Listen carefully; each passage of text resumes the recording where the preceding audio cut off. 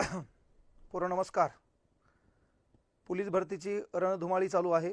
6 तारखेला ग्राउंड होणार असं कुठतरी डिक्लेअर झालं आणि महाराष्ट्रातलं गोरगरिबाचं पोरग आपलं रक्त आटवण्याचा प्रयत्न करायले। आता महाराष्ट्रातलं पोरग रक्त आटवण्याचा प्रयत्न करायले। रक्त आटवत असताना कुठंतरी पायाला बूट नाहीये, त्याला कुठला डाएट नाहीये, कुठली तरी ज्वारीची भाकर आहे, ठेसा खाल्लेला आहे आणि त्याच्यातून गरिबीतून पुढे येऊन शहर गाठले। कुठला तरी क्लास चालू आहे, मैदानावर तो आपलं रक्त आटवत आहे। पण हे रक्त आटवत असताना मी वारंवार पोरं म्हणतो, जान है तो जहां है। स्वतःची काळजी घ्या। आपण गेल्यावर काहीच नाही रे। नोकऱ्या येतील, नोकऱ्या भेटतील किंवा आपल्या नशिबात हे ते देवात बी ताकद नाही हिरावून घ्यायची। तुमचे प्रयत्न प्रामाणिक आहेत, कष्ट प्रामाणिक आहेत, कामावर तुमची श्रद्धा आहे आणि जे काम तुम्ही रेग्युलरली करतात त्याच्या संदर्भात ठरवलेलं ध्येय हा तुम्हाला ईश्वर वरचा देणारच आहे। पण हे करत असताना कुठतरी बाबा आपण रात्री लेट झोपलोत, उशिरा उठलोत, काहीतरी खाण्यात आले, त्याच्यानंतर ॲसिडिटी झाली, तर त्यावेळेस हात जोडून तुम्हाला विनंती आहे, ग्राउंडवर पळू नका। मायबापानं तुम्हाला नोकरी लागावी यासाठी मायबाप बेजार नाही। आपले मायबाप शेतकरी आहेत, जगाचा पोशिंदा आहे। शेतामध्ये जो माल पिकतो त्या मालाला योग्य भाव भेटत नाही। सोयाबीन वर्षानुवर्ष ठेवतो, त्या सोयाबीनला 4500 भाव होतो आणि ज्याला सोयाबीनची बॅग पेरायसाठी घ्यायची ती 3500ला गव्हर्नमेंट आजकाल इकायला काढते। तर ही आपल्या देशातली शोकांतिका आहे। इथल्या जवानाला आणि किसानाला आजही सरकार येऊन गेले, कोणी आलं, कोण किती डायलॉग मारले, मात्र त्यांच्या जीवनात कुठलाही प्रकार किंवा प्रकाश पडला नाहीये। पण हे होत असताना मायबापाची इच्छा आहे, बाबा आमच्या वाट्याला जे संकट आलं, कष्ट आलं, ते आमच्या लेकराच्या वाट्याला येऊ नये म्हणून तुम्ही शिका, मोठे व्हा, नोकरी लागा आणि तुमचं जीवन बदला, असं त्यांची इच्छा असते। पण हे करत असताना ते जिवंत असतील आणि त्याच वेळेस तुम्हाला खांदा देण्याची वेळ येत असेल, ते मायबापाच्या जीवनातलं फार मोठं दुःख आहे।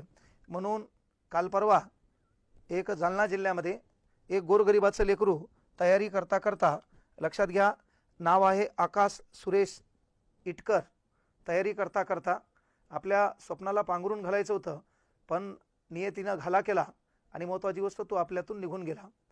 महाराष्ट्रातल्या तमाम गोरगरीब पोलीस भरतीची तयारी करणाऱ्या जवान, सैन्य दलाची तयारी करणाऱ्या पोरांना विनंती आहे, आपल्या जीवापेक्षा मोठं काही नाही।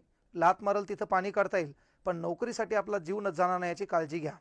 इथल्या व्यवस्थेनं अनेकांनी एवढं लुटलंय की त्याच्या 15 पिढ्या खातील एवढी व्यवस्था त्यांच्याकडे झाली आहे। मात्र आपल्या रोजीरोटीचा प्रश्न मिटवण्यासाठी जर आपल्याला इथं मरावं लागत असेल तर खऱ्या अर्थानं मग आपण स्वतंत्र झालोत का?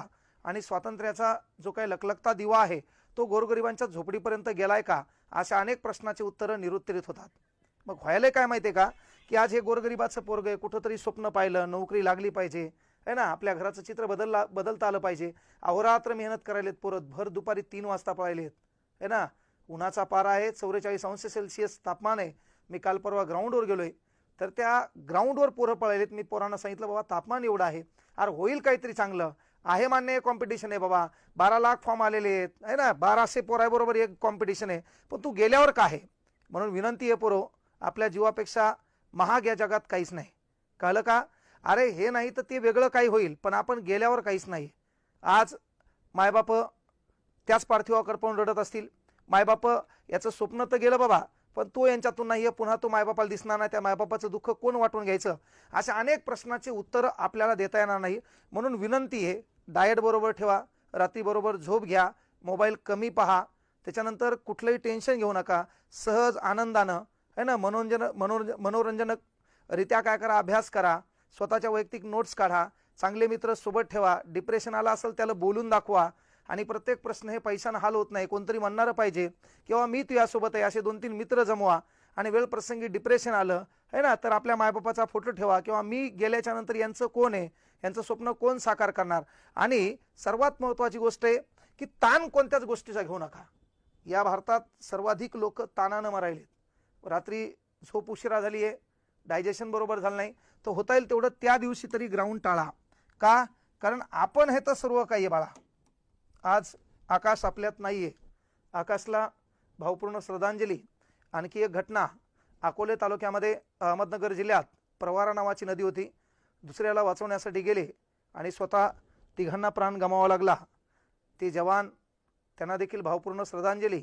आपण नेहमी काही झालं उलटसुलट पोलीस प्रशासन है ना किंवा खाकी वर्दी आली तर काहीचा राग, महत्त्वाची गोष्ट डायरेक्ट मस्तकाला जातो, पण त्यांनी उन्हाच्या पाऱ्यात चौकावर ते ड्युटी करतात। अलीकडं इलेक्शन बंदोबस्त त्यांनी केला त्यानंतर आपल्यामध्ये वाद होऊ नये, जातीय तेढ निर्माण होऊ नये, दंगे कसे थांबवता येतील, जातीय तेढ कसं थांबवता येतील, धार्मिक तेढ कसं थांबवता येतील, या रस्त्यात एवढ्या 44 अंश सेल्सिअसवर घामानं भिजलेली खाकी वर्दी आहे आणि त्याच्यातून तो जर सेवा देत असेल तर त्याच्या कर्तृत्वाला मात्र आपल्याला मानव या नात्यानं तरी सलाम करावा लागेल. म्हणून त्या 3 जवानांना देखील भावपूर्ण श्रद्धांजली.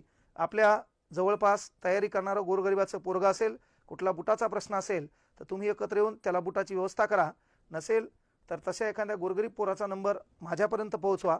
कारण आज आपण हे आणि ईश्वराचे आभार माना की आपल्याला देण्यापैकी ठेवले, ते आपल्याकडून घडावं.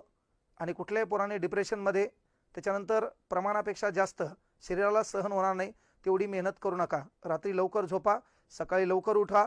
मिनिमम 7 तास तरी तुमची झोप व्हायला हवी.